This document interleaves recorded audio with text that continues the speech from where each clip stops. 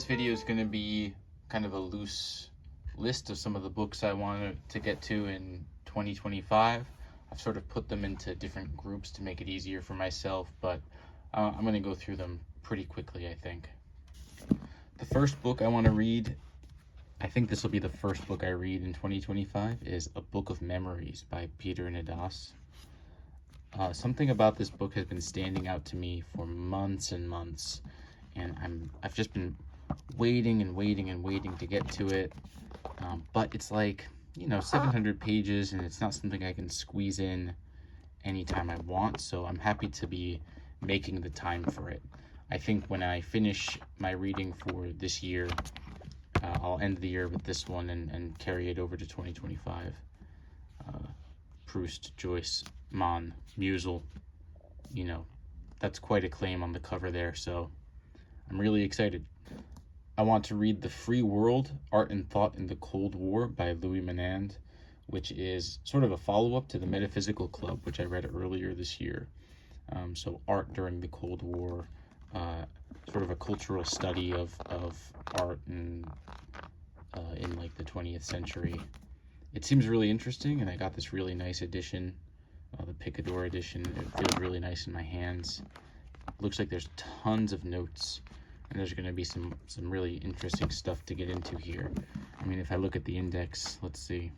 I'm seeing John Cage, stuff on civil rights, Kenneth Clark. I just got a Kenneth Clark book. Willa Cather. It's going to be great. The Free World.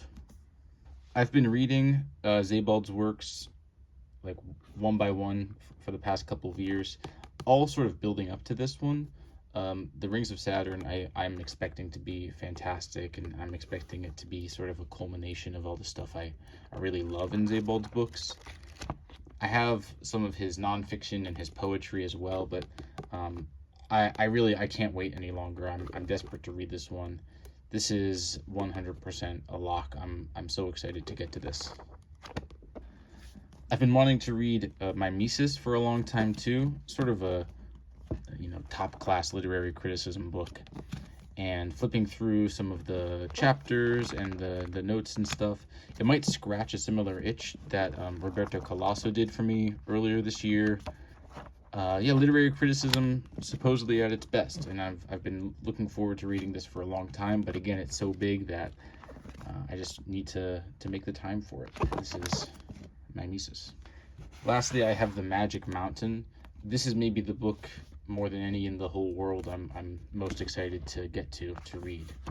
Mann has really impressed me reading Buddenbrooks and Death in Venice, and people all over, my sphere of influence, the people I like to read, the people I like to watch talk about books, everybody seems to love The Magic Mountain, and I just can't wait. I really can't wait to read it as soon as possible. Next, I want to talk about some of the writers I seem to return to every year. They're kind of perennial writers for me. So some of them I've chosen which one I want to read next year. Some of them I'm still choosing, so I'll go through some of those. First is Roberto Bolaño. His books are easy to find in Japan, in these international Picador editions, but I do like to get the New Directions ones when I can. I have these four here with me that I haven't read: Nazi Literature in the Americas, The Third Reich, Monsieur Pan, and The Return. And I think of these, I think The Third Reich is the one that's the most interesting to me, so maybe this one or maybe The Return I'll get to next year. Bolaño's been consistently excellent when I've read his stuff, and there's so much out there, and I'm lucky to be able to find them here. I've also been reading one book by Thomas Bernhard every year for the last 4 or 5 years. I'm actually in the middle of The Limeworks right now, which I may talk about in the future. The two other ones I have are Concrete and Correction, and I think Correction is both next chronologically following The Limeworks, and it's supposed to be one of his best books. So I'm pretty sure I'm going to lean towards this one and pick this one up next year.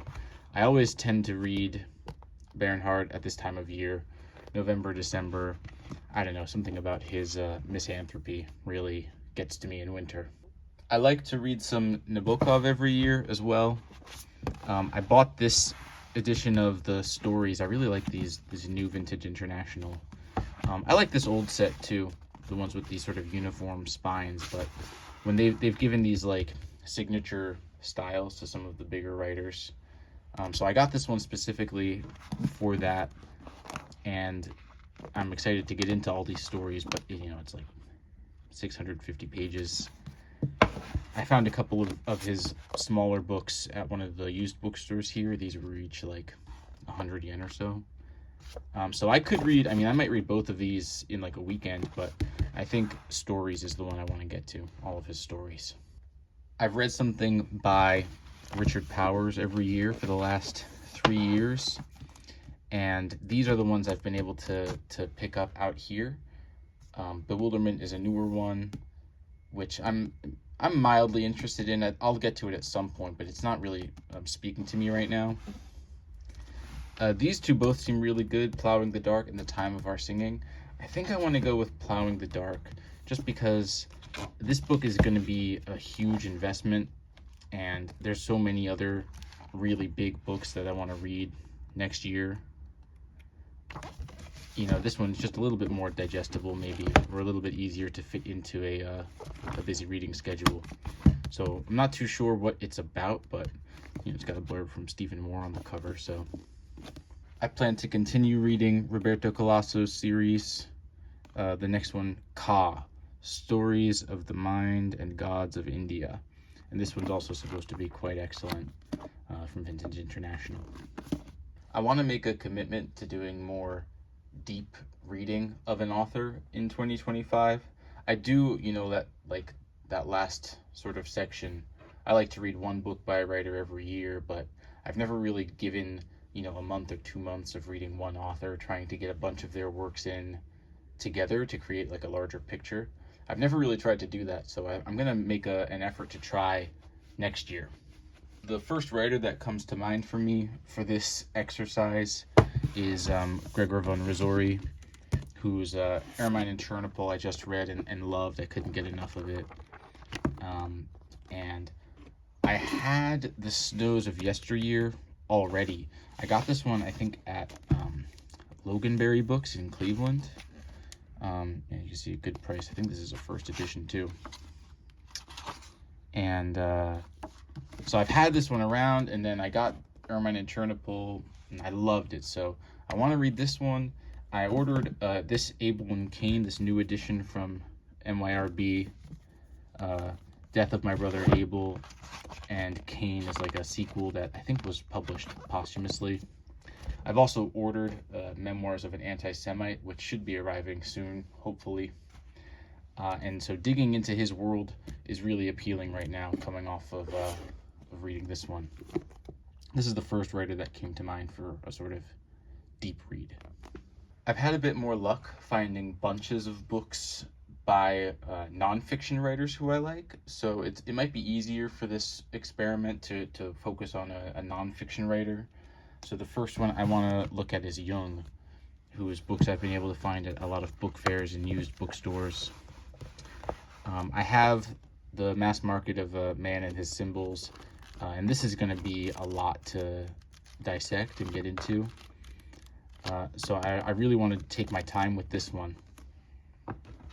I've also heard that his memoirs are quite good, and some people recommend it as like a place to start when you're reading Jung. I really like this vintage copy. It's like got a perfect floppiness. And then I've picked up these two at book fairs, his book on synchronicity and his book on flying saucers. This sort of older Bollingen edition, you can get these, or at least I've seen these a lot at the book fairs out here, and this might be the newer edition. So maybe next year I'll read a lot of Jung. We'll see. I'd like to continue my reading of Walter Benjamin, who's become one of my favorite thinkers, and I've managed to pick up these books. I have his collected writings on Charles Baudelaire, which I've read some of. I think this Some motifs in Baudelaire is in his Illuminations, which I read this year, but I think this might be a new translation. And so the other essays sort of filling out the gaps and painting a picture around that should be really great. I found this one at another book fair. This is Terry Eagleton's book on Benjamin, with a second part, Towards a Revolutionary Criticism. I believe the first part is directly about Benjamin, and then the second part is like applying his thoughts in a more broader sense. So that should be good too. I also found this Routledge book on the flaneur more broadly. So it looks like there's no direct Benjamin text in here, but there is an essay that explicitly mentions him. And here another essay on Rodin and Rilke, which is interesting to me. So this might be some good like supplementary material for Benjamin. And then I've also got his Reflections, which is kind of the counterpart to Illuminations. It's the second big collection of his essays, aphorisms, autobiographical writings, all of which is building up to eventually, one day, getting into the Arcades project. And this is a book that, flipping through it, I don't even know how to read this book, you know? Like, you need a book to tell you how to read it. This one, I don't think I can do next year. I think I really need to get comfortable with Benjamin and what he's doing. The last writer I might do a sort of deeper dive into. This writer kind of bridges the gap for two topics, which one is I want to do a deep reading of a writer, but I also want to get to some books that have been on my shelf for a long time. And I have this neat little box set of the Alexandria Quartet by Lawrence Durrell. All these little cute mass markets. I got these books. I remember someone traded them at the used bookstore I used to work at, and I didn't know Lawrence Durrell. I think I knew Gerald Durrell at the time, but just the style of these books and the condition, like they're all basically in perfect condition. I was like, I'm gonna get these regardless of if they're interesting or not. And over time, I think I am interested in reading them, like genuinely. But they've been on my shelf for so long, it's becoming sort of this pressure to get to. So I really want to pop that bubble and dive into these. I believe they all tell the same story from a different perspective, like 3 books on 3 different perspectives. And then the last book maybe continues the story from there, or something like that.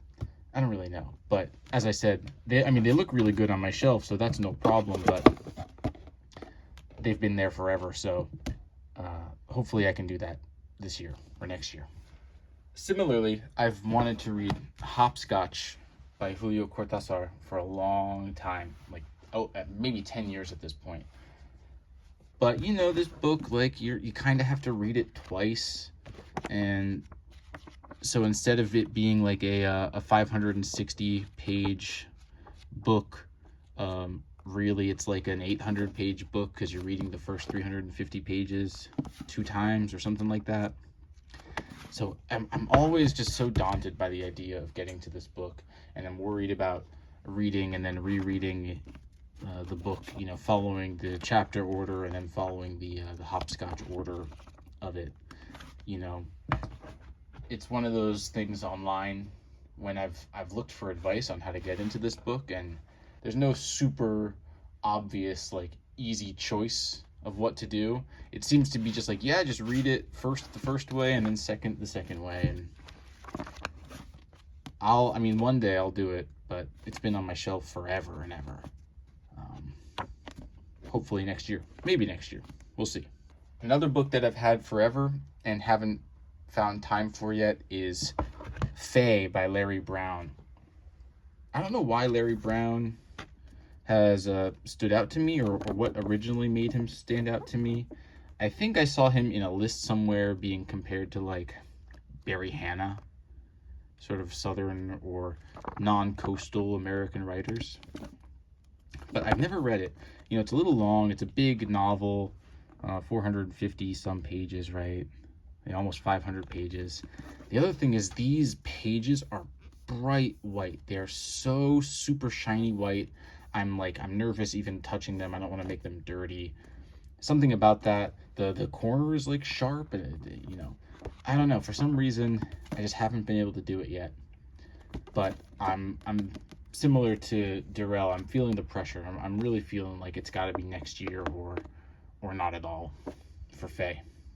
Similarly, I want to read Steve Erickson. He's been a writer I've been interested in for a long time, and I have this one, Arc DX, I'm gonna say. Yeah, blurbs from William Gibson and Thomas Pynchon. Sometimes this more like cyberpunky vibe, like things that get more into that side of things. It's not entirely my bag, so it's a little bit stepping out of my comfort zone to read that kind of stuff. I don't know how cyberpunky this book is, but for some reason the cover, I just think it is for some reason. And I've never been able to get into it. I think I tried to read the first chapter a couple times. So maybe next year will be the one I can read Steve Erickson. I want to read Beckett's 3 novels. I read Malloy maybe 2 years ago, and I was halfway through Malone Dies when I was moving, and it just stopped. Like I couldn't pick it up from where I left off. And even Malloy, I've sort of, I remember some of it, but not enough. And I've been reading Thomas Bernhard right now, and so the style is similar enough that I'm like, oh, like I should give this one another go. It's it's something that I really want to have under my belt. And Beckett seems to like unlock a lot of other things, writers you can compare to Beckett, people he's influenced, and then his influences as well. It seems really important to read, so I want to get to this one. Lastly, I hope this is finally the year I can read something by Joseph McElroy. I have Heinz Kidnap here. Last time I was in the States, I had to choose between this one or Cannonball to bring back with me. These are the ones that you can get your hands on. Although I do have that new hardcover of Women and Men from Dzank Books, but that one was too big. It wasn't going to fit in my suitcase. So I think I really want to start with Heinz Kidnap. I feel good about that, but I haven't gotten to it yet. Maybe this is the year. I have some books that are more aspirational. These are maybe some of the bigger books I really want to read this year, in length and in depth, things I really want to take my time with. So firstly, I have here JR. I want to read JR. I loved the recognitions. It's so dense. Books like this I can really only read like maybe 3 or 4 in a year. Otherwise, I feel like I'm rushing things, or I start getting that itch for books I wish I was reading. The books I could be reading. The 3 or 4 weeks it takes to read this book, I could read 8 shorter books or whatever. I hope next year I read JR, but it's purely aspirational. I don't anticipate actually completing it next year. I think it's gonna have to wait. I feel a lot better about getting to this one, Underworld by Don DeLillo. I remember hearing about this book in college, and I've wanted to read it forever. I've read White Noise, and I read his play, Valparaiso. I got a copy of that somewhere and read it in a couple days. But DeLillo's a bit of a hole for me. I feel like there's a lot to explore with him. And Underworld is, a classic, right? I feel pretty good about getting to this one next year, and it's been a long time coming.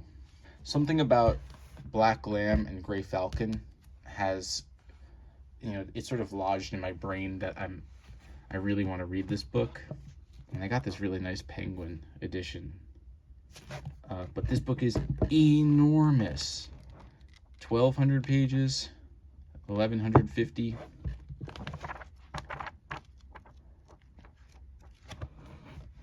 I don't know. I mean, I'd really like to get to it, but I think for the length and for the other things I'm interested in reading next year, it's one that if it gets to be the summer and I've got my vacation and everything lines up. I could imagine myself getting to this one next year. But as far as really big books go, this is in the next like dozen I want to read. It'll happen sooner rather than later. The last book that's sort of aspirational for me is Plato's Complete Works. This edition from Hackett. This is, from what I've read online, like the definitive complete works of Plato. But it's got these like super thin Bible pages where you can like read the text on the other side. Like they're so super thin. And it's also like 1,400 pages or something, like 1,700. But where did the notes start? Yeah, 1,700. I think I would like to do this one similarly to how I read Europe, maybe like 10 pages a day. I don't know how that works with Plato and the dialogues and stuff, how it maps out. I think there's got to be a reading group online that's done like Plato in a year, or Plato in 18 months or whatever, where they've sort of broken it down, and maybe there's a syllabus I can follow. But if I have like a book to graze, a book to read a little bit every day next year, it is certainly going to be Plato. I have a couple more categories, kind of more wild card, random stuff. I'll go a little bit faster, I hope.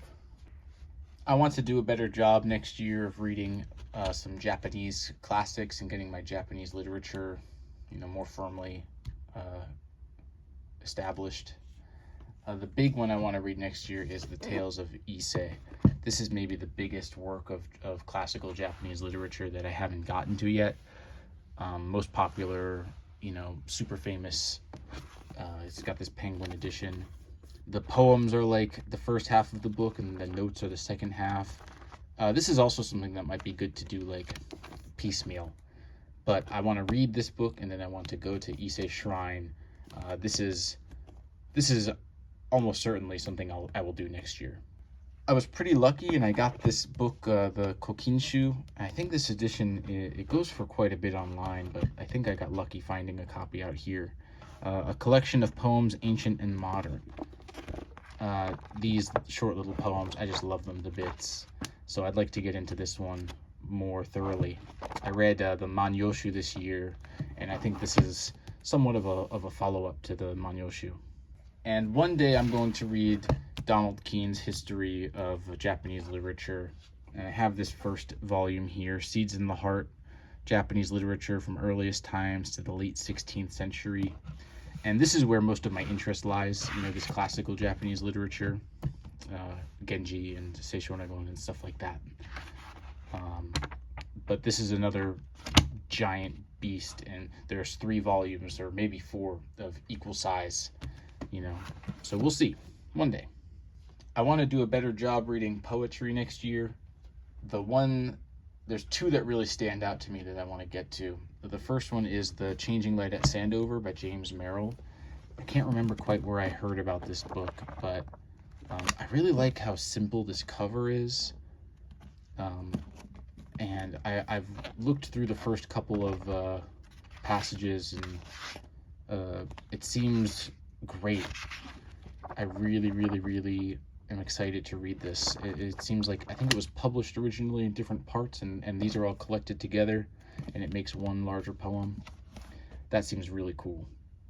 The poet I really want to read the most is definitely Rilke. I've got this, I think it's a complete poetry of Rilke, this Touchstone edition.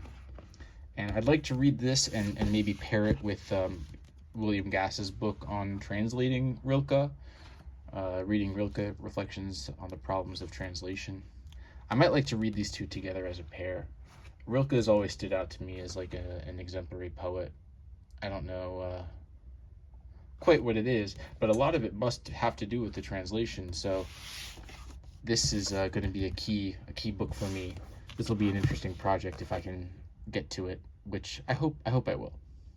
The last group or grouping of things that I've been getting into more recently, and I want to continue exploring in the next year and years to come, is more experimental writing by women. So I'll just run through a bunch of these really quick. I have The Sea by Iris Murdoch. I have 2 Fitzcarraldo editions. I have The Long Form by Kate Briggs, Hurricane Season by Fernanda Melchior. I have The Tree of Knowledge by Ava Figes. I have Heartbreak Hotel by Gabrielle Burton. This contemporary American fiction series is one of my favorites ever, and so I love all of these books. Similarly, the Vintage Contemporaries. This is a great edition as well. This is The Colorist by Susan Deitch. I want to read Trieste by Daza Durndich. I've been meaning to get to this one for a long time. And I have This Place by Andrea Freud Lowenstein. This one I found, I think, from a William T. Volman reading list. I think he recommended this one. There she is. That's it. That's kind of a general picture of the books I'm interested in, I might be getting to next year. That's it. Everyone, happy holidays.